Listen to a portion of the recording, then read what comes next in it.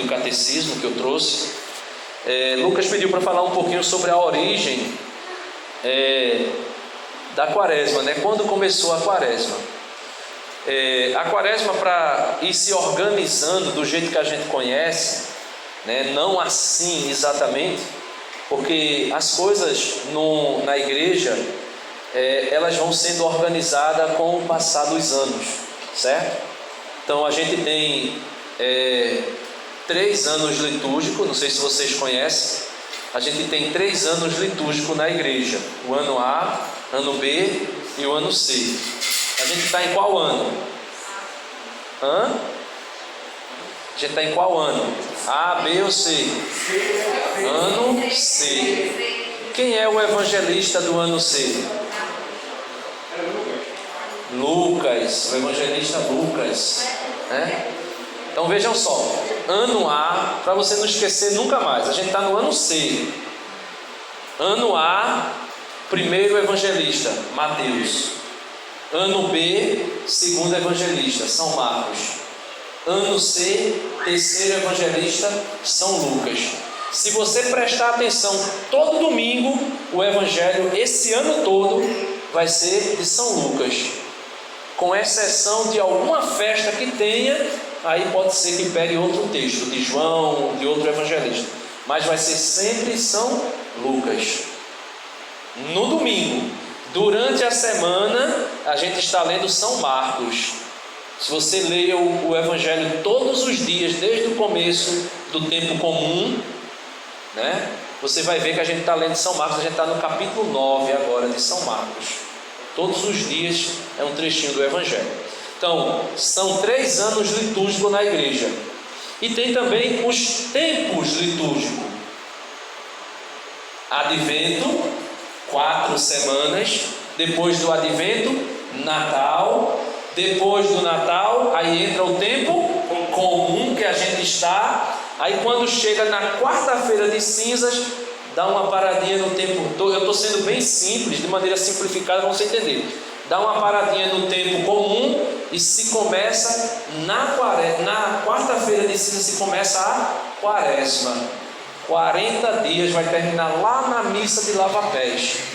Terminou, aí a gente começa a Semana Santa, o tríduo pascal, ali naquela Semana Santa, e domingo de Páscoa, né, depois, né? Aí vem a Páscoa. A maior festa da igreja é a Páscoa do Senhor. Por isso que a igreja diz assim, no mandamento da igreja, que são 5 mandamentos da igreja, não é 10. 10 é mandamento da lei de Deus. E a igreja tem 5 mandamentos. E um dos 5 mandamentos é guardar domingos e festas de guarda. E a igreja orienta que a gente tem que comungar pelo menos uma vez ao ano na Páscoa da ressurreição do Senhor. Pelo menos uma vez a gente tem que comungar.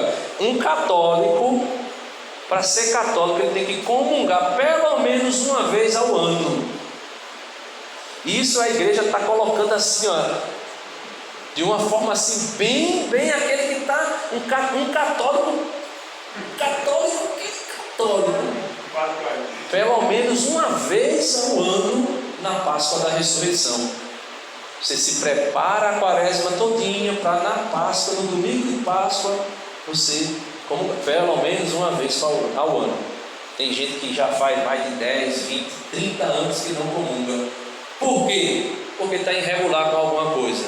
Às vezes mora junto com alguém, não casou ainda, e outras coisas a mais, né? Que vai, né? Às vezes não fez ainda a primeira comunhão, participa da igreja, entre aspas, né? Vai à missa, assiste à missa, participa assiste um batismo, assiste um casamento, mas não participa da vida sacramental. Por quê? Porque não fez primeira comunhão, não fez a crisma ainda, não recebeu nenhum outro sacramento, nunca fez a confissão e coisa e tal.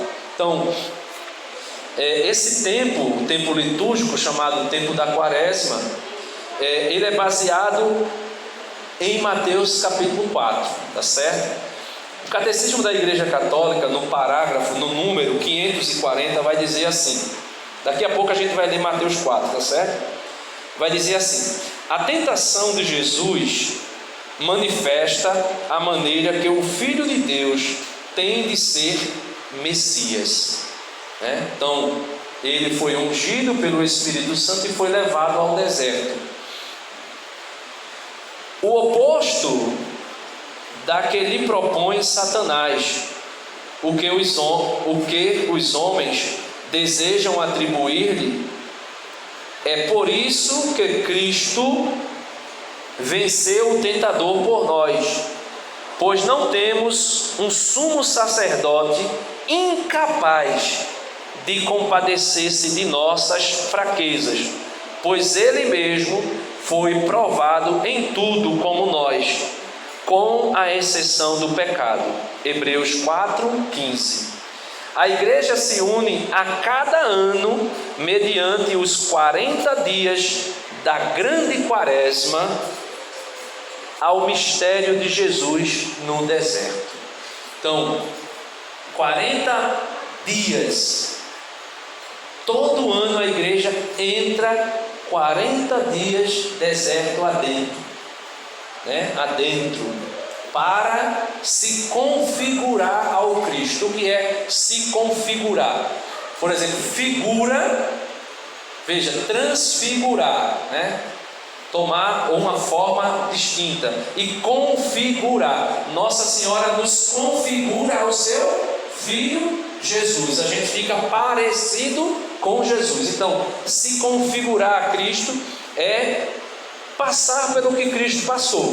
Então, 40 dias a igreja nos leva deserto adentro, nesse tempo litúrgico chamado quaresma, né, que quer dizer exatamente isso, 40 dias, ela nos leva deserto adentro para se configurar a Cristo, para se unir a Cristo. São Paulo disse assim uma vez: eu completo na minha carne o que falta aos sofrimentos de Cristo por sua igreja.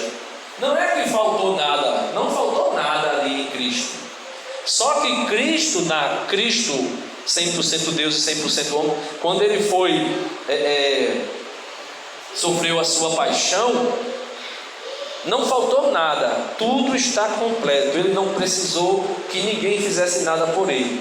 Mas Paulo diz: eu preciso, para me configurar a Cristo, para ser como Cristo, sofrer as dores que Cristo sofreu. Por isso ele diz: eu completo na minha carne o que faltou aos sofrimentos de Cristo. Como assim? Porque Jesus e a igreja é uma coisa só. São Paulo vai dizer que Jesus é a cabeça da igreja, que é o seu corpo. E cada um de nós, depois que somos batizados, nos tornamos membros do corpo de Cristo. Então cada um de nós é parte do corpo de Cristo. A gente se une a Cristo, ou melhor, Cristo se uniu a nós, né? Ou nos uniu a Ele pelo batismo.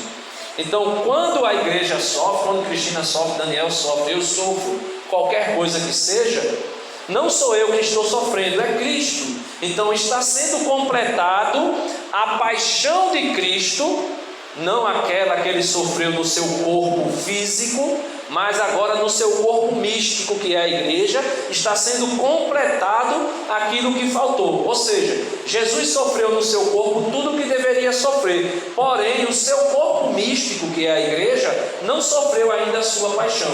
O catecismo da igreja católica vai dizer que a igreja é levada ao Calvário como Cristo foi levado ao Calvário, e ela sofrerá uma grande tribulação.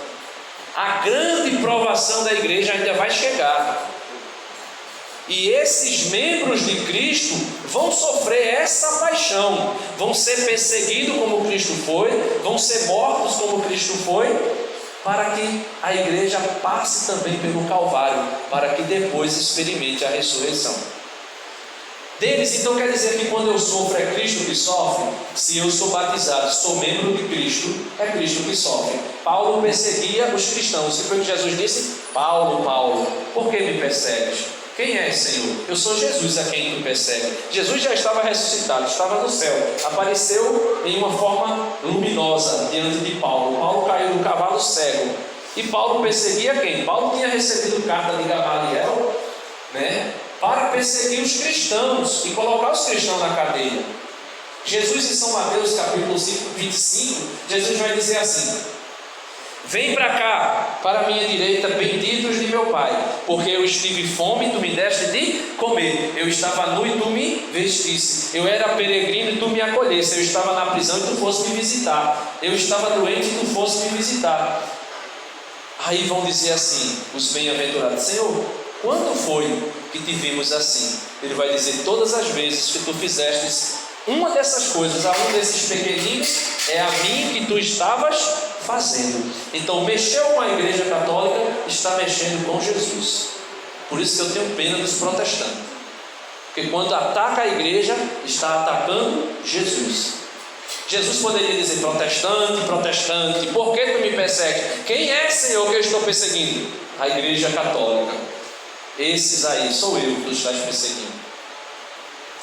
Então, a igreja se configura a Cristo no deserto, passa 40 dias vivendo ali, vamos dizer, aquela tentação, que na verdade, quando diz que o Espírito levou Jesus para ser tentado, Jesus não foi para ser tentado pelo Espírito Santo, ele foi levado para ser tentado pelo diabo. São Tiago vai dizer assim: Deus não pode se inclinar a fazer o mal e a ninguém tentar. Cada um é tentado pelas suas próprias concupiscências.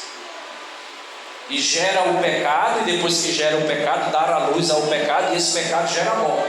Só que como Cristo é santo, 100% Deus, mas 100% homem, como disse aqui no catecismo, ele é igual ao homem em tudo, foi provado como homem em tudo, menos no pecado. Então, como Jesus não tinha pecado, não tinha a concupiscência, a inclinação para o mal, Jesus foi provado, é uma provação, diferente de nós, porque nós somos tentados por conta das nossas misérias, as nossas fraquezas, mas Jesus, sendo santo, não podia ser tentado, então ele foi provado pelo Espírito. Quem tentou Jesus, aí eu uso a palavra tentar, foi Satanás, e a gente vai ver agora o que aconteceu. Vamos ver aí. Então Deus não tenta ninguém, tá certo? São Mateus capítulo 4. São Mateus capítulo 4, pega aí a Bíblia, né? São Mateus capítulo 4 vai dizer assim, presta atenção, né? Então Jesus foi levado pelo Espírito ao deserto, para ser tentado por quem? Então veja, Deus não tenta ninguém, nem a nós Deus tenta, muito menos o seu Filho. Então ele foi levado ao deserto para ser tentado pelo diabo, pelo demônio. Versículo 2: por 40 dias e 40 noites esteve jejuando, depois teve fome. Então, aproximando-se o tentador, o diabo, disse-lhe: se és o Filho de Deus, manda que estas pedras se transformem em pães. Mas Jesus lhe respondeu: está escrito, né? Não só de pão vive o homem, mas de toda palavra que sai da boca de Deus. Isso está escrito em Deuteronômio capítulo 8, versículo 3. O diabo se aproxima de Jesus, veja como ele é nojento. Jesus passou 40 dias e 40 noites jejuando, e quando sentiu fome, o diabo chegou e disse assim: olha, tu és o Filho de Deus. Ele coloca a dúvida, né? Ele coloca a dúvida na cabeça da gente. Tu és o Filho de Deus? Se tu és o Filho de Deus, tu tem poder. Se tu tem poder para matar a tua fome, que não há mal algum em alguém querer matar a fome, transforma essas pedras em pães. E Jesus diz o quê? Está escrito, Satanás: não somente de pão vive o homem, mas de toda a palavra que sai da boca de Deus. Então a palavra de Deus, quando você vem à missa, é dividido assim, a missa é dividida em duas partes. A primeira parte é chamada de mesa da palavra. Você se alimenta da palavra de Deus. A segunda parte da mesa é chamada de mesa da Eucaristia, ou altar eucarístico, aonde você vai se alimentar do corpo, alma e divindade de nosso Senhor Jesus Cristo, que é o verdadeiro pão do céu. Tu és filho de Deus, transforma essas pedras em pão. Não somente de pão vive o homem, mas de toda palavra que sai da boca de Deus. E muitas vezes a gente pensa que a gente é alimentado somente pelas coisas deste mundo.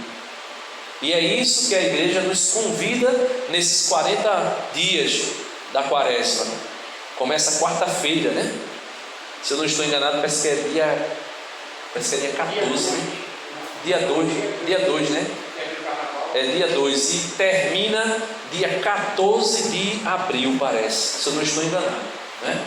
Então esses 40 dias a igreja nos chama a perceber que não somente de pão vive o homem. E os 40 dias, deixa eu ver aqui, né? Eu não lembro agora qual é, eu não sei se eu marquei, mas tem um momento, eu acho que eu não marquei aqui, mas tem um momento aqui no catecismo, um parágrafo do catecismo, que ele vai dizer assim: esse tempo da quaresma é tempo de jejum e penitência, né? Ele vai dizer quais são os tempos de penitência na igreja. Principalmente os 40 dias da quaresma, que é tempo de jejuar, ou seja, fazer jejum. Mas aí é como se a igreja dissesse assim: é bom que você faça nesses 40 dias de jejum. Eu vou passar 40 dias sem comer, eu vou morrer. Não, você vai fazer o jejum de acordo com o que você pode. Porém, não é mandamento obrigatório jejuar os 40 dias. Mas a igreja diz que todas as sextas-feiras do ano inteiro, principalmente na quaresma, eu devo jejuar e me abster de carne. Devo jejuar e me abster de carne. Porém, não é ainda lei, ordem mesmo para jejuar mesmo. Se eu não fizer isso, eu estou pecando. Quarta-feira de cinzas e sexta-feira da paixão. Esses 2 dias durante o ano litúrgico, se eu não jejuar e não me abster de carne, eu estou em pecado. Eu peco contra um mandamento da igreja. Quarta-feira de cinza eu tenho que jejuar. E assim eu vou aprendendo que não somente de pão vive o homem, mas de toda palavra que sai da boca de Deus. Daqui a pouco a gente vai ver um pouquinho sobre o jejum, como jejuar. Sexta-feira da paixão também é obrigatório. Eu tenho que jejuar e me abster de carne. Agora, que carne? Qual é a carne? Só carne bovina? Não. Só carne suína? Não. Frango? Com certeza também.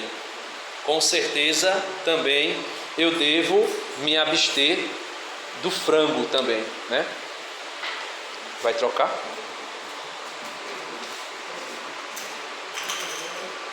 Parei o tempo aqui para ninguém. 20 minutos já falei, vamos correr. Então eu tenho que me abster de carne, todo tipo de carne. No máximo eu posso comer peixe, ovos. Sexta-feira da paixão, Denis, jejuar na sexta-feira da paixão, feijão de coco, arroz de coco, fava de coco, purê de coco, quibe de coco, macarrão de coco, peixe de coco, tudo de coco, e eu tenho que jejuar nesse dia. Meu Deus do céu, o que eu vou fazer?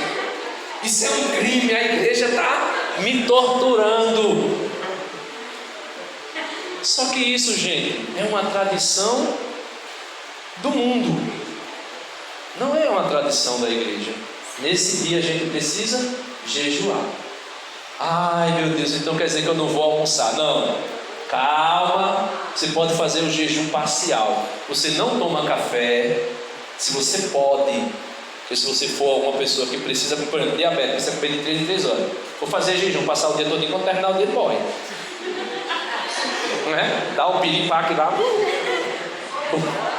Então veja só, a igreja ela é mãe, então ela diz: você pode jejuar se você, pessoas na igreja católica que são obrigados a jejuar nesses 2 dias, acima de 14 anos de idade, abaixo não é obrigado, e abaixo de 60 anos completos. Se você tem mais de 60 anos, você não é obrigado a jejuar.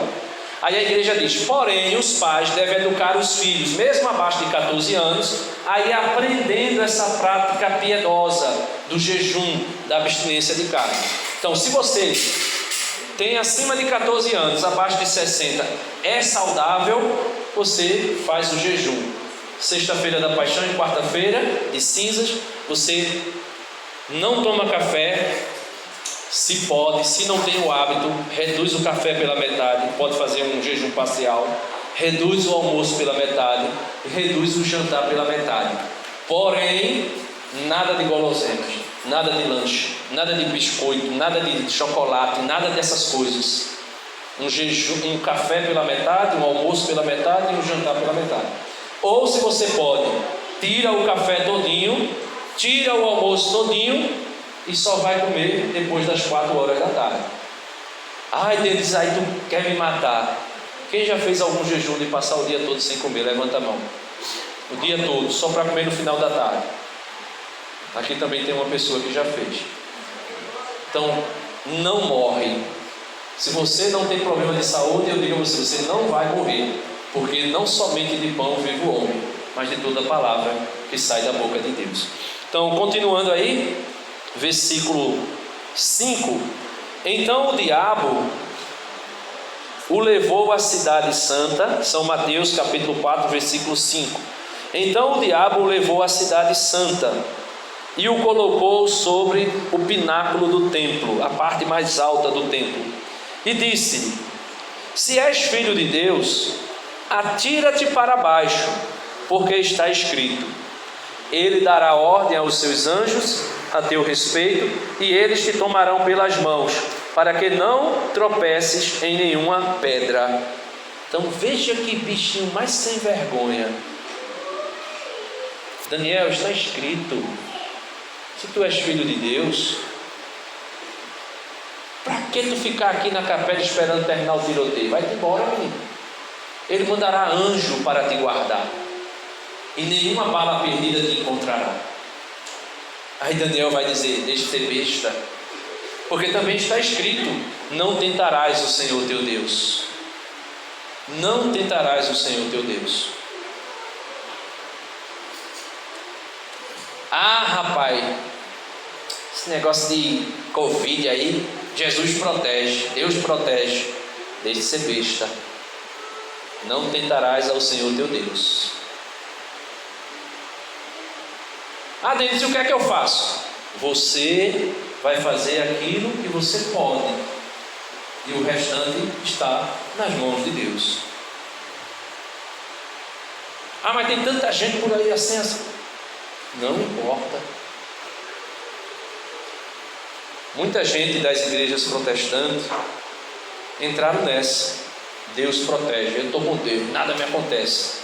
Aquele Lázaro, não sei se é verdade, se for mentira eu peço perdão a Deus diante dele já, mas aquele Lázaro cantor, parece, eu ouvi falar que ele disse que quem pegasse a Covid era porque era do diabo, e ele morreu de quê? De Covid. Não tentarás ao Senhor teu Deus, porque Deus nos dá inteligência, gente. Deus nos dá sabedoria, né? Então isso tudo aqui é para a gente entender que Jesus passou 40 dias jejuando, né? Ali em oração com o Espírito, e depois foi tentado, e a gente também é tentado. Vou correr. Versículo, a gente parou aonde? Vai para o 7, não, a gente vai para o 8. Jesus disse: não, também está escrito: não tentarás o Senhor teu Deus. Versículo 8: tornou o diabo a levá-lo agora para um monte muito alto, e mostrou-lhes todos os reinos do mundo com o seu esplendor. E disse-lhe: tudo isto te darei, se prostrado me adorares. Aí Jesus lhe disse: vai-te, Satanás, porque está escrito: ao Senhor teu Deus adorarás, e a Ele só prestarás culto. Com isto, o diabo deixou, e os anjos de Deus lhe aproximaram e puseram-se a servi-lo. Então, veja, o que Satanás quer desde o princípio é ser adorado. Lá no céu ele disse: eis que eu subirei ao mais alto dos céus e colocarei o meu trono acima do trono do Altíssimo, e serei semelhante ao Altíssimo. Aí Miguel grita: quem é como Deus? E os anjos todos proclamam: ninguém é como Deus. E diz que a partir daí, desse grito de Miguel, esse nome Miguel é exatamente para dar a conhecer a humildade desse arcanjo que proclamou diante de Satanás, que se rebelava contra Deus: quem é como Deus? E os anjos proclamam: ninguém é como Deus. E a partir daí diz que Satanás foi precipitado dos céus. Ele disse: me adore, que eu te dou todos os reinos. Jesus é rei dos reis, Senhor dos senhores. Então como é que Satanás, que não era nada, queria dar alguma coisa a ele? Mentiroso desde o princípio. Jesus disse: ele é mentiroso desde o princípio. Ele não sabe falar outra coisa a não ser mentira, porque ele é o pai da mentira, e quem mente é filho do diabo. Então os protestantes, aqui abrindo um parênteses, os protestantes pegam esse texto aqui e dizem assim: está vendo? Satanás queria que Jesus se prostrasse. Jesus disse a ele que não pode se prostrar diante de nada. Por isso você se prostra diante da imagem, você está adorando. Você é um idólatra, porque você se prostra diante da imagem, você se prostra diante do altar, você se prostra diante... Mateus 27. Pegaram Jesus e levaram para a casa de Caifás, o pátio. Levaram Jesus para o pátio da casa de Caifás, e diz que lá colocaram uma coroa de espinho na sua cabeça, colocaram uma capa vermelha no seu manto, uma vara na sua mão, e diz assim: e os soldados se prostravam diante dele e cuspia na sua face, dizendo: salve, rei dos vermes. Aí eu perguntei: quer dizer que se alguém se ajoelhar, está adorando? Esses homens que se ajoelharam diante de Jesus, adoraram Jesus? Não, zombavam de Jesus. Eu disse: aprenda a ler o texto. O texto está dizendo: se tu prostrado me adorar. Então eu posso prostrar-me sem adorar, porque se prostrar diante de Jesus para zombar dele. A adoração, meu irmão, não é algo assim, que está no espaço. A adoração está no nosso coração, é de dentro do nosso coração. Então eu posso me prostrar diante de qualquer pessoa ou diante de qualquer imagem, mas no meu coração, aí sim eu vou dizer se está adorando ou não, porque é de dentro. Jesus disse que é de dentro do coração que sai aquilo que contamina o homem. Primeiro livro dos Reis, se eu não estou enganado, é o segundo, um dos dois, capítulo 5, vai dizer que Naamã, quando foi curado por Eliseu, ele foi para o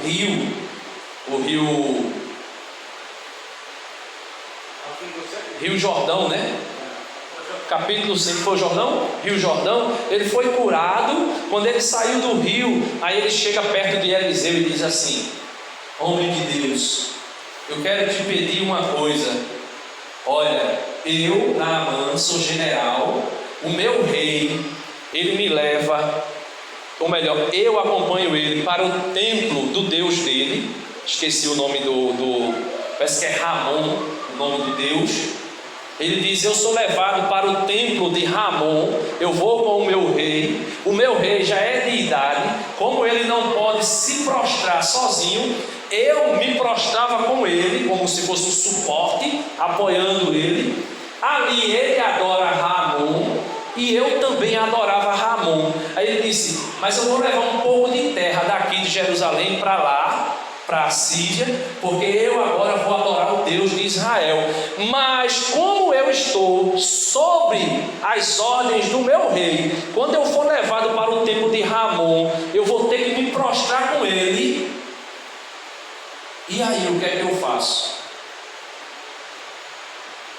Aí Eliseu vai dizer: não será levado em conta esse teu ato. Por quê? Porque ele vai se prostrar, mas não está mais adorando. A adoração, meu irmão, não é somente o joelho, não. Porque se fosse assim, quem é aleijado não adoraria nunca. Se fosse assim, quem está de cama não adoraria nunca. Só que Jesus disse que o meu Pai procura verdadeiros adoradores que adoram em espírito e em verdade. Pode ser de joelho, deitado, sentado, como for. O que importa é que o coração vai adorar. Então, Jesus foi tentado, certo? Essa tentação de Jesus é inspiração para a quaresma. A igreja aqui, por volta do 4º século, a igreja foi organizando para fazer isso acontecer. Eu estou fazendo assim, eu não estou falando detalhes, pegando fatos históricos, porque isso não importa muito para a gente. O que importa aqui mais para a gente é compreender que é um tempo litúrgico que a igreja organizou. Dentro desse tempo litúrgico a gente tem práticas de piedade, e essas práticas de piedade foram ensinadas pelo próprio Jesus. Aí você muda a página agora, vai para o capítulo 6 de São Mateus, e a gente já está pertinho de terminar. Já falei 32 minutos, Lucas agora quebrou minhas duas pernas. Vou botar 40 minutos só, vê só. Vejam só, aí Jesus ensina aquilo que a igreja chama de o tripé ou os pilares da quaresma. Os pilares da quaresma são esses aqui, ó. Jesus mesmo ensinou. Capítulo 6 de São Mateus, versículo 1, vamos correndo. Guardai-vos de praticar a vossa justiça diante dos homens, para serem vistos por eles.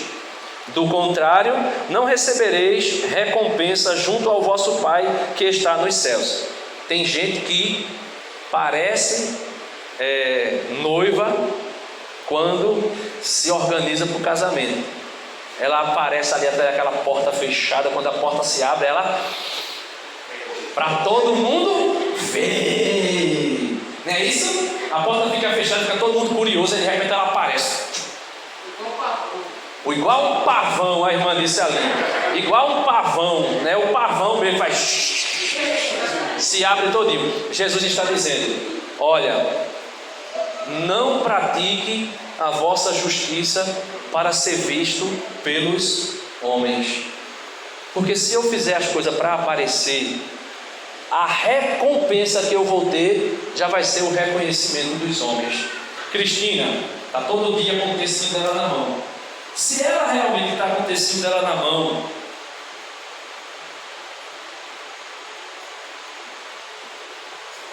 pega a Cristina aqui para apanhar.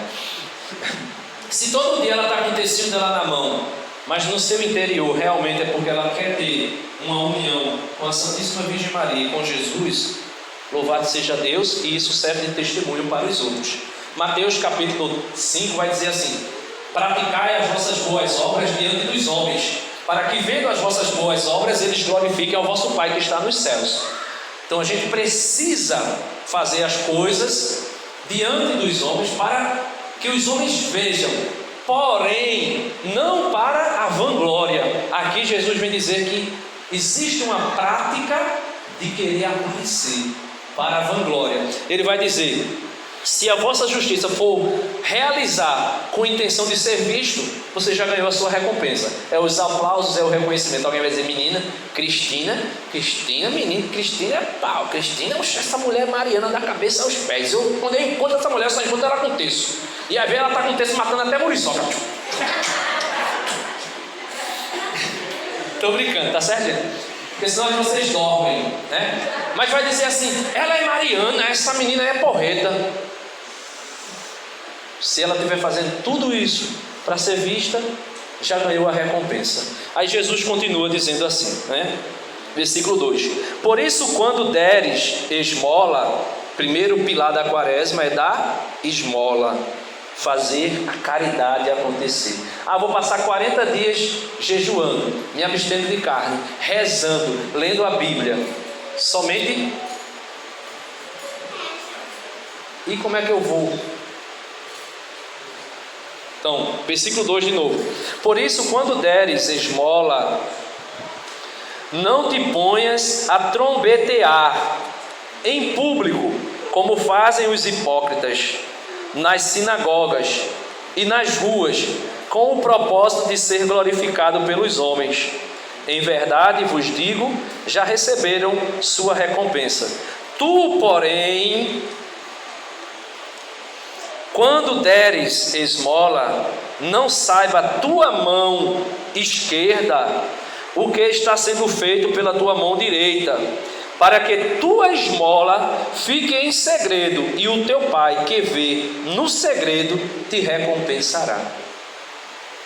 Aí o cara chega na casa de Daniel: oi, casa, irmão, por favor, o tempo está difícil, estou precisando de alguma coisa, me dê uma ajuda aí, por favor.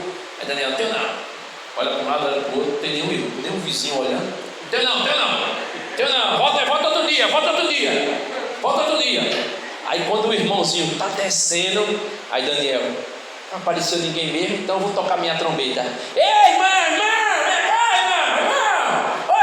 vem cá, tem um negocinho aqui, olha aqui no armário aqui, eu vi um negocinho, vem cá. Aí o juiz: danado, está acontecendo, vai olhar. Aí Daniel dando esmola. Tocou a trombeta, todo mundo viu, para ser visto pelos homens. Para ser visto pelos... já ganhou a recompensa. Aquele povo olhou e disse: menino, Daniel é arretado, já ganhou a recompensa. De Deus não vai ganhar mais nada, porque o que quis fazer era para a sua glória, e a glória do homem é uma vã glória, porque é uma glória vã, né? Esse é o primeiro pilar, a caridade. Eu preciso dar de mim ao outro, eu preciso me dar a alguém, seja um alimento, uma roupa, uma palavra. Depois vocês pesquisem em casa. Na quaresma é tempo da gente colocar em prática as obras de misericórdias espirituais e corporais. As espirituais, aconselhar, né? Rezar com alguém. As corporais, visitar um doente, ir ao cemitério, coisas desse gênero, né? Aí a gente, não sei se eu já misturei as duas, mas você pesquisa lá e você vai encontrar. Então, o primeiro momento, a primeira ação é o amor. Eu devo viver o amor. O segundo é, versículo 5: e quando orardes, não sejais como os hipócritas, porque eles gostam de fazer orações pondo-se em pé nas sinagogas e nas esquinas, a fim de serem vistos pelos homens. Olha, tem umas pessoas que gostam, né, de ficar nas praças. Aí você olha assim, o lugar mais esquisito, tem lá um caixa lá e o cara tá lá, Espero em Deus que seja para evangelizar, que seja para levar Jesus. Se não for por hipocrisia, né? Porque às vezes você olha o lugar mais esquisito, você diz assim: eu não imaginaria nunca que alguém ia estar aqui com o microfone orando ou fazendo alguma coisa. Ali tem um abençoado. Espero que não estou julgando ninguém não, tá certo, gente? Pelo amor de Deus, não estou julgando. Estou dizendo que se nós formos fazer isso, como faziam os hipócritas, os fariseus, que iam para as praças públicas fazer orações somente para ser visto pelos homens como pessoas de Deus, a gente está perdendo o nosso tempo, né? Continuando, ele diz assim, versículo 6: tu, porém, quando orares, entra no teu quarto e, fechando tua porta, ora a teu pai que está lá no segredo, e o teu pai que vê no segredo te recompensará. Então, Denis, não quer dizer que eu só devo orar dentro do meu quarto? Não. O quarto pode ser o seu quarto mesmo, E o quarto pode ser o seu interior. Entra no teu interior e ora ao teu Pai. Está com o textinho na mão? As pessoas estão vendo o textinho na mão? Eu estou aqui, ó, uma oração piedosa no meu interior. Eu não estou aqui fazendo alarde, eu não estou aqui fazendo para ser visto. Eu estou no meu interior, eu estou na minha intimidade. Isso é viver bem a quaresma. Só que esses 40 dias da quaresma, a igreja é mãe. Então ela é como que pedagoga, professora. Ela nos coloca 40 dias para viver essas práticas, para que a gente aprenda a viver isso na vida toda. Tem um ditado popular que diz assim: cuidado, que o hábito vicia, né? Aí aqui eu não estou falando de vício, porque vício é coisa ruim. Mas quando nós nos habituamos na quaresma a fazer as práticas de piedade, caridade, prática da oração, a gente começa a interiorizar isso em nós. E aí a gente começa a viver isso não somente os 40 dias, mas a vida toda. Então aí Jesus diz como deve ser a oração em segredo, e ele ensina o Pai Nosso. A gente não vai ler, aí você pula aí para o versículo 16, tá certo? Versículo 16. Tem uma Bíblia que chega a estar verde, riscada. Eu gosto de Bíblia assim, que a pessoa sabe que o outro leu, porque se riscou, provavelmente leu, né irmã? Versículo 16, ele diz assim: já passei 2 minutos do que me deram, misericórdia. Versículo 16, ele diz assim: quando jejuardes, não tomeis um ar sombrio ou triste, como fazem os hipócritas, pois eles desfiguram seu rosto, para que seu jejum seja percebido pelos homens. Versículo 16, achou? Não é capítulo 16 não, viu? É capítulo 6 que a gente estava, versículo 16. A gente estava no capítulo 6, versículo 16. Ela deram um pulo arretado ali. Capítulo 6, versículo 16. Vou retomar. Quando jejuardes, não tomeis um ar sombrio ou triste, como fazem os hipócritas, pois eles desfiguram seu rosto para que seu jejum seja percebido pelos homens. Em verdade vos digo, já receberam sua recompensa. Tu, Daniel, tu, Lucas, tu, Denis, Cristina, tu, porém, quando jejuares, unge tua cabeça e lava o teu rosto, para que os homens não percebam que estás jejuando, mas apenas o teu Pai que está lá no céu, em segredo, e teu Pai que vê no segredo te recompensará. Como é teu nome? Joselma. Pronto. Aí está aqui Joselma, jejuando, quarta-feira de cinza, ou qualquer outro dia que ela queira fazer. Aí Joselma está jejuando, chega do trabalho, já chega meio picona. Aí o pessoal diz: foi, Joselma, o que é que está acontecendo? Aí ela já diz: porque hoje eu estou jejuando, eu fico meio assim. Aí, de repente, ela chega na sala do chefe dela lá: oi, Joselma, tudo bom? Olha, menina, eu lembrei de tudo, toma um chocolatezinho. Aí ela pode até pegar o chocolate e guardar na bolsa, mas ela faz o quê? Não, porque eu estou jejuando. Ou seja, tudo isso para ser visto. E quando eu mostro as minhas práticas de piedade, automaticamente eu já estou recebendo a glória. Automaticamente eu já estou recebendo a glória que deveria ser de Deus, né? Daniel ninja do celular, do microfone. Amém? Então, meus irmãos, não façam feito José, não estou brincando, né, José? Não façam assim. Esconda sua prática de piedade. Esconda. Faça o silêncio do seu coração. Tome o exemplo de Nossa Senhora. E aí você será recompensado pelo seu Pai que está nos céus. Às vezes a gente quer fazer as coisas assim, né, para ser visto, né? Às vezes a mulher: agora eu sou uma pessoa que usa a modéstia, eu faço uso da modéstia na minha vida, né? Quando eu faço esse jejum, Eu estou brincando com isso, eu brincadeira. Mas quando eu faço esse vídeo que eu chego no trabalho, minha colega Joana trouxe pão aí pra gente. Aí disse, tá certo, mas eu já comi em casa, só que eu não comi. Pra não entrar em detalhe, eu disse que eu já comi em casa. Ela, pra não estar nem entrando assim em detalhe, mas acontece. Pronto, ela está falando aqui de algumas coisas que já aconteceu comigo.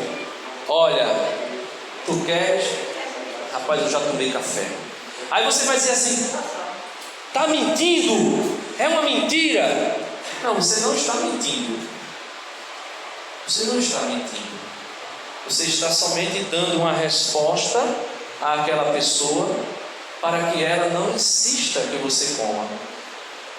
Denis, isso é mentira. Quem mente é filho do diabo. Mas você não está mentindo. Você simplesmente está dizendo, eu já comi. Ou se não, eu não quero. Né? Se não quiser nem dizer isso, eu não quero. Pronto, eu não quero. Aí isenta até a possibilidade de repente você querer começar a mentir. Né? Você diz, olha, eu não quero. Tá certo, gente? Obrigado, mas hoje eu não quero. Eu estou... Assim, estou quieto na minha, né? Eu sei que é difícil, né? Eu sei que é difícil, mas a gente precisa fazer isso. Se for pessoas da sua confiança, pessoas que têm a mesma prática que você pode até dizer, Cristina, não, eu estou jejuando hoje, né? É até melhor, para evitar que Satanás, né? Efésios capítulo 3 vai dizer, não deis lugar ao diabo. De repente eu posso até, né, com essa historinha que eu já comi, ou que alguma coisa, pode ser até que eu esteja dando uma brecha. Né? Mas Miqueias vai dizer, fechai as brechas, porque o inimigo entra pela brecha. Então a gente pode de repente, né? A gente vai fazer, eu e José, agora a gente vai fazer assim, mas eu já. Obrigado, estou tranquilo, né? Estou de dieta, olha, aí outra mentira de cima, meu Deus do céu. Eu estou brincando, gente, é melhor você dizer, não quero não, pronto, acabou, vamos deixar para lá, né? Agora veja aí Jonas, capítulo 3, para a gente encerrar, porque eu falo demais, eu já falei demais, e aí a gente não consegue terminar, né? Então é aquilo que eu disse, se a pessoa é do seu convívio, a pessoa que conhece, você pode até dizer para ela, não é o fim do mundo, né? E também Jesus sabe o que está no seu coração. Você vai dizer que está jejuando, você pode até dizer, estou jejuando. Qual é a intenção que está no teu coração? É de se vangloriar? Se for, perdeu a recompensa, né? Podemos assim dizer, né? Já recebeu a recompensa. Se não é de se vangloriar, você pode dizer para sua irmã, irmã, hoje eu estou jejuando, até queria convidar você também a jejuar comigo hoje, né? Vamos fazer esse sacrifício aí por amor a Jesus, por amor a Nossa Senhora, por amor à igreja, né? Então, vejam só, o jejum é para quê? Porque a gente pensa que o jejum é para, né, ganhar as coisas. Eu jejuo, Deus me dá alguma coisa em troca. Porque Jesus disse, quando tu jejuar em segredo, aí o teu pai te recompensará. Então tem uma recompensa. Então eu só jejuo porque eu quero recompensa. Se for por isso, desista. Só em pensar na recompensa você já foi recompensado. Você já tem a recompensa sua própria, a sua vanglória, né? Vamos ver aí Jonas capítulo 3 para a gente terminar. Eu falo demais, já falei demais, né?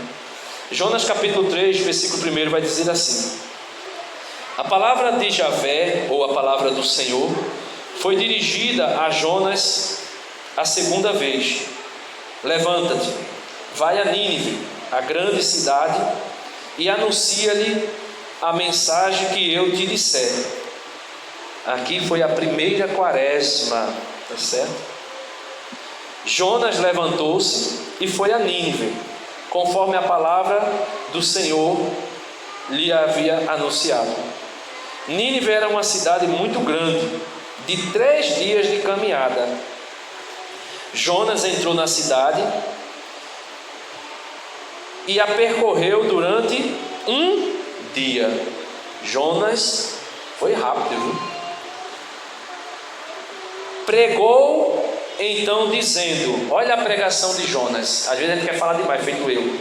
Vê a pregação de Jonas: ainda 40 dias e Nínive será destruída. Esta foi a pregação de Jonas. Olha, daqui a 40 dias a cidade vai ser destruída, né? Os homens de Nínive creram em Deus, convocaram um jejum e vestiram-se de panos de saco, desde o maior até o menor. A notícia chegou ao rei de Nínive, e ele levantou-se do seu trono, tirou o seu manto, cingiu-se com um pano de saco e assentou-se nas cinzas.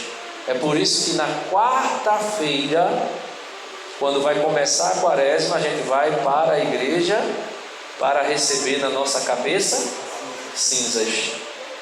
Oxê, as cinzas é o fim do carnaval? Não. Engana-se quem pensa assim. As quarta-feiras de cinzas é o início da quaresma. A gente nem imagina que é para dizer, quarta-feira ingrata, chega tão depressa. Não. A quarta-feira que chegou depois do carnaval não é para terminar o carnaval, é para começar a quaresma, e nada tem a ver com o carnaval. Quando a gente vai para lá, o padre diz o quê? Credes no evangelho, convertei-vos e crede no evangelho. Tu és pó e ao pó retornarás. É para dizer assim, tu é pecador, por isso se converta e creia no evangelho. Aí a gente começa. Aqui diz que ele sentou nas cinzas. Jó sentou nas cinzas. Joel vai dizer também que é preciso sentar nas cinzas. E Joel vai dizer ainda mais: não rasgue as vossas vestes. Porque quando os fariseus viam uma coisa escandalosa, em sinal de protesto, eles rasgavam as vestes. Aí ele diz: não rasgue as vossas vestes, mas rasgue o vosso coração. E aí você se humilha. Quando você vai para a igreja, você está dizendo assim: eu reconheço que eu sou uma lástima, que eu sou pó, e ao pó eu vou voltar, e eu vou lá para ouvir de Deus. Crie vergonha na cara, se converta e creia no evangelho. Aí daí eu começo a quaresma com o pé direito. Não é superstição, né? É só a linguagem aqui. Aí eu começo a quaresma como eu deveria começar. E continuando aqui, ele diz, versículo 7, né? Em seguida fez proclamar em Nínive, como decreto do rei e de seus grandes homens e animais, ou melhor, em seguida fez proclamar em Nínive, como decreto do rei e de seus grandes homens e animais, gado graúdo e miúdo, não provarão nada, eles não pastarão e não beberão água. Cobrir-se-ão, aqui é os homens, e os homens devem cobrir os animais, cobrir-se-ão de panos de saco. Esse pano de saco é aquela estopa. Aí na igreja, a igreja diz que a gente deve usar um cilício. Quem quiser se penitenciar, não é proibido não, viu? Na igreja não. Algumas pessoas pensam que foi proibido, mas não é não. Você pegar uma roupa mais quente. Eita, eu vou lá na Caixa Econômica, lá no centro. Então hoje, sinal de penitência, para eu me mortificar um pouquinho, eu vou pegar aqui um casaco bem felpudo, vou vestir de sol quente. Quando eu chegar ali na linha, eu já estou assim. Agora nada de reclamar, tudo para a glória de Deus. Silício é isso, é você usar algo que mortifique a sua carne, para que você aprenda aí se sacrificando, certo? Aí ele continua dizendo assim, foi onde que eu parei? Foi versículo 8, eu vou colocar de novo o versículo 8. Cobrir-se-ão de panos de saco, invocarão a Deus com vigor, feito a gente estava fazendo agora há pouco, e se converterá cada qual de seu caminho. Como é que está aí? Se converterá, versículo 9, versículo 8, cobrir-se-ão de pano de saco, invocarão a Deus com vigor, e se converterá cada qual de seu caminho perverso. Como é que está na sua Bíblia? É assim mesmo? Da violência e as suas mãos. Da violência de suas mãos, se converterão de seus caminhos perversos e da violência que está em suas mãos. Não tinha nada antes não da violência aí, a violência das mãos? Não, tem segundo. Leia aí. Versículo 8. Homens e animais se cobrirão de sacos, todos chamam a Deus em alta voz. Deixais cada um o seu mau caminho. Olha, deixar o seu mau caminho e a violência de suas mãos. Então, deixar o pecado. Joelma, por onde é que tu tem andado? Estou brincando, Joelma. Joelma, por onde tu tem andado que ninguém vê? Só você vê. Ah, Deus, eu não ando por lugar nenhum, todo mundo já sabe. É de casa para a igreja, da igreja para o trabalho, do trabalho para casa, de casa para a igreja, somente. Sim, mas quais são os caminhos que tu trafega na internet? Quais são os caminhos que tu trafega no teu computador? Quais são os caminhos que tu trafega no... Estou dizendo assim, usando teu nome, mas não é tu não, bem abençoada. Quais são os caminhos que você trafega no WhatsApp? Tem grupo do WhatsApp aí que é pior do que site pornográfico. Chega tanta coisa de banda, você não precisa nem ir para o site, já chega no seu grupinho do WhatsApp. Então, quais são os caminhos perversos que eu estou andando? Ah, não, eu não uso o WhatsApp, não. O WhatsApp todo mundo sabe, o meu é um pouquinho mais escondido. É lá no Telegram. O que é que chega no seu Telegram? O que é que chega lá? O que é que chega no Telegram? Quais são os caminhos perversos? Padre Manzotti, Telegram é um aplicativo parecido com o WhatsApp, Padre Manzotti estava dizendo que ele está lendo provérbio, ele estava falando sobre algumas questões de matrimônio. Aí ele estava dizendo, ele disse, agora tem uns aplicativos aí que a pessoa não precisa nem ir para a casa do outro. Veja, o diabo ele é tão nojento e a gente é tão idiota que a gente se deixa levar por ele, que antigamente o adultério, a mulher ia deitar com o homem, o homem deitava com a mulher. Hoje em dia faz virtual, cada um na sua casa. Pelo amor de Deus. Olha, gente, se a gente não tomar cuidado, a gente vai embora. Então, quais são os caminhos perversos? Ah, Denis, eu não tenho rede social nenhuma. Tudo bem, você não tem rede social nenhuma. Esquece rede social, porque não é só na rede social, mas no seu trabalho, no ônibus que você pega para ir trabalhar, no metrô. Quem é que você está vendo? O que é que você está olhando? Como você está olhando? Então, saia do seu caminho perverso. Tire a violência de suas mãos. Ah, Denis, eu não mato ninguém. São João vai dizer na sua primeira carta: todo aquele que odeia o seu irmão é homicida. O que é um homicida? Alguém que mata o outro.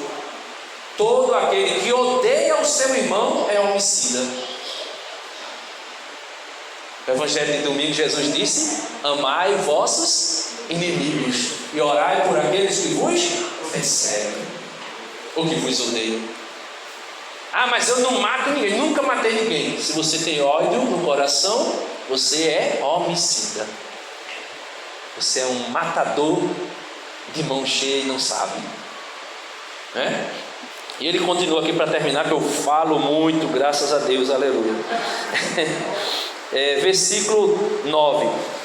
Quem sabe, olha, quem sabe, porque tem gente aí, tem igreja por aí que está ensinando assim: Daniel, Deus tem que honrar a tua fé, Daniel.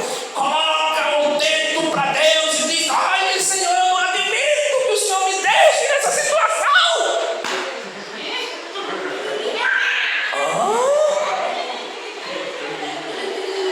Como assim? Ele está dizendo que eu tenho que jejuar e me humilhar. Depois que eu me humilhar, eu tenho que deixar o meu caminho mal. Depois que eu deixar o meu caminho mal, eu tenho que tirar a violência das minhas mãos. Aí ele diz: quem sabe talvez Deus volte atrás, arrependa-se e revogue o ardor de sua ira, de modo que não pereçamos. Então não é eu que mando em Deus, é eu que me humilho diante de Deus, e quem sabe, talvez, se Ele quiser, porque Ele é que é Deus, aí Ele faz. Jesus disse o quê? Veja, Jesus que é Deus, Filho de Deus. Pai, se for possível, afasta de mim esse cálice. Se for possível, afasta de mim esse cálice.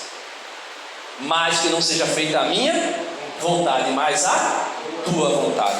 Hoje, um homem no programa do Padre Reginaldo Manzotti dava testemunho: Padre, olha, eu não tinha pouquinho comigo de Deus, eu detestava Deus, porque o meu filho morreu, se suicidou e coisa e tal. Mas quando o Senhor, um dia, eu disse assim: olha Deus, fale comigo, bota uma palavra na boca desse padre aí para ele falar comigo, porque eu não aguento mais.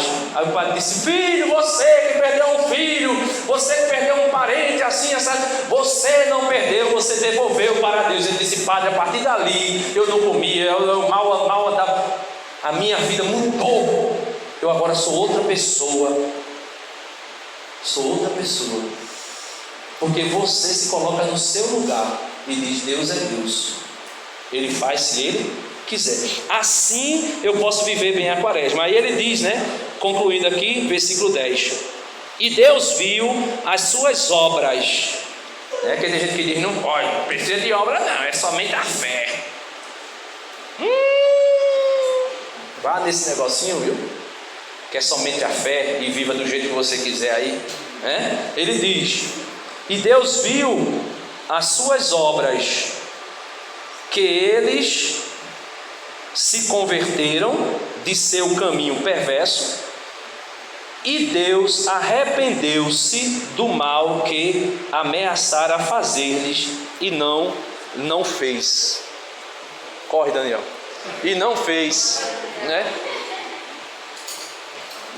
Então Deus viu que eles se converteram, viu que eles mudaram de vida, e diz assim, que Deus se arrependeu do mal que pensava em fazer. Então veja, isso aqui eu vou explicar só para você entender. Primeiro, Deus não faz mal a ninguém. São Tiago na sua carta vai dizer assim, que Deus não pode se inclinar a fazer o mal e a ninguém tentar. Cada um é tentado pelas suas próprias concupiscências, suas próprias paixões. Então Deus não faz o mal. Então quando o autor diz assim, Deus se arrependeu de fazer o mal, é uma linguagem humana para dizer que Deus, nos seus desígnios, desde sempre, é como se dissesse assim, Deus disse assim, vamos dizer aqui, Joelma. Deus olhou para Joelma e disse assim: olha, Joelma, tu tem duas opções. Se tu se converter, tu serás salvo. Se tu não se converter, tu serás condenado. Então Deus já tinha no seu desígnio um destino para ela. E na liberdade dela, como criatura, Ele diz: está em tuas mãos. Se tu quiseres se converter, ouvir a minha voz, a gente que é da comunidade, a gente reza todo dia de manhã: se hoje ouvires a voz do Senhor, não endureçais o vosso coração, como fizeram aquele povo em Meriba, no deserto, povo de coração duro. Então não endureça o seu coração. Se você não endurecer o seu coração, você se converterá, e se você se converterá, você será salvo. Então, quando o autor vem dizer que Deus se arrependeu, veja, Deus se arrependeu de fazer o homem, mandou o dilúvio. Deus não se arrepende de nada. Tem um texto bíblico, eu não lembro agora qual é, mas quando eu falar vocês vão lembrar. Ele vai dizer assim: Deus não é homem, nem filho do homem, para que se arrependa ou volte atrás de sua palavra. Céus e terras passarão, mas as minhas palavras jamais passarão. Então Deus não volta atrás de nada. Na sua providência, nos seus desígnios, os destinos já estão traçados. Quando eu digo os destinos já estão traçados, quer dizer assim, já tem um fim. Se você se converte, salvação. Se você não se converte, perdição. Ezequiel capítulo 28. Ezequiel capítulo 28 vai dizer assim, resumindo aqui, esqueci Joel um pouquinho, Daniel, ele vai dizer assim: se Daniel sempre andou com o Senhor, se no último dia da vida dele ele deixar de lado os caminhos do Senhor e praticar o mal, aí vai dizer assim: ele morrerá, ou ele será condenado pelo mal que ele praticou. Aí vai dizer assim: se Daniel andou a vida toda no caminho errado, mas no último dia ele mudou de vida e praticou o bem, aí diz: por isso ele viverá, ou ele se salvará. Senhor, Senhor, lembra-te de mim quando tu entrares no teu reino. Hoje mesmo estarás comigo no paraíso. Andou a vida toda errada, no último instante se arrependeu, se converteu, ganhou o céu. O ladrão, o bom ladrão de verdade, ele rouba o céu na última hora, né? Roubou o céu. Amém? Amém. Deus abençoe. Amém.